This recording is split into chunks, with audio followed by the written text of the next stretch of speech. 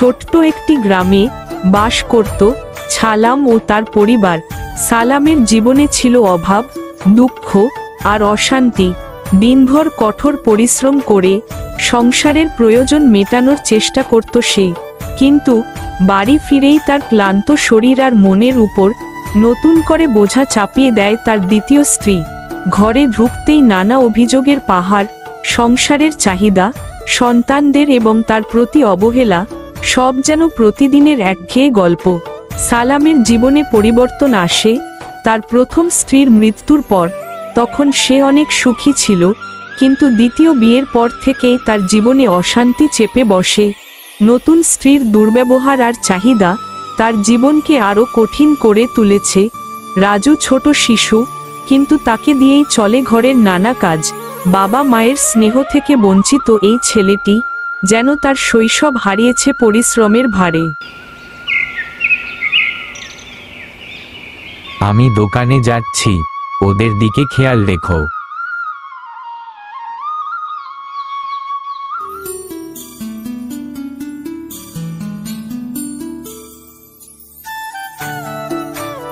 নবাব জাদা এখনো ঘুমুচ্ছে?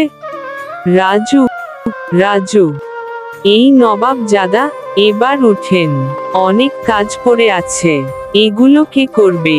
পড়ে পড়ে ঘুমুচ্ছেন আর এই কাজগুলো আপনার মরা মা এসে করে দিবে? তাড়াতাড়ি ওঠ।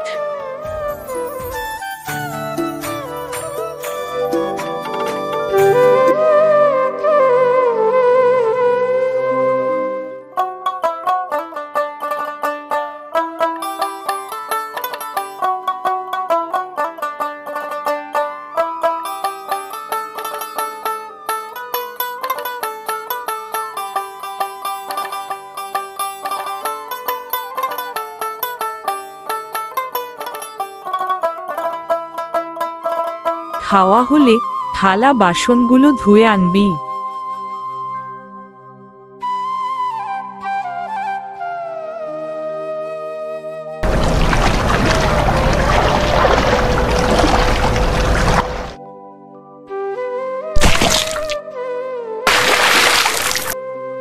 মায়ে জানলে আমায় তো মাইরেই ফেলবো।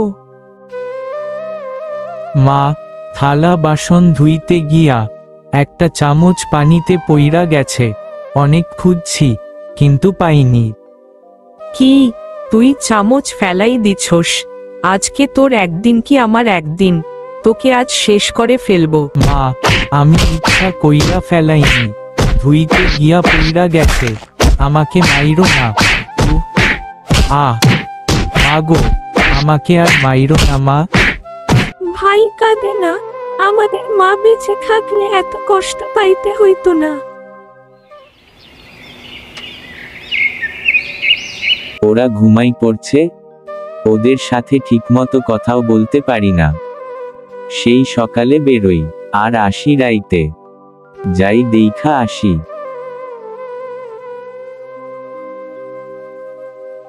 শুনো, আমার একটা শাড়ি লাগবে। খাওয়া দাওয়া শেষ করে সালাম ও তার স্ত্রী ঘুমিয়ে পড়ল।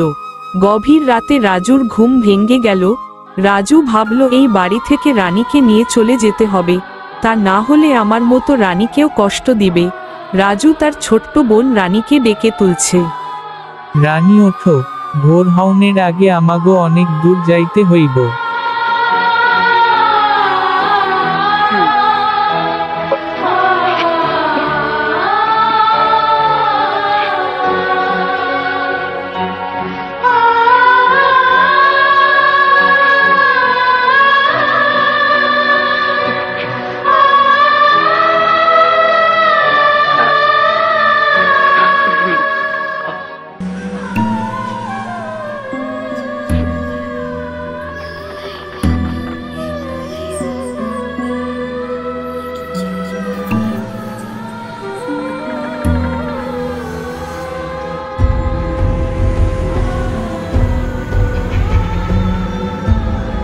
শীঘ্রই পরবর্তী পর্ব নিয়ে হাজির হচ্ছি, তাই যারা এখনও সাবস্ক্রাইব করেননি এখনই সাবস্ক্রাইব করুন এবং পাশে থাকা বেল বাটনটি অন করে নোটিফিকেশন পেয়ে নিন।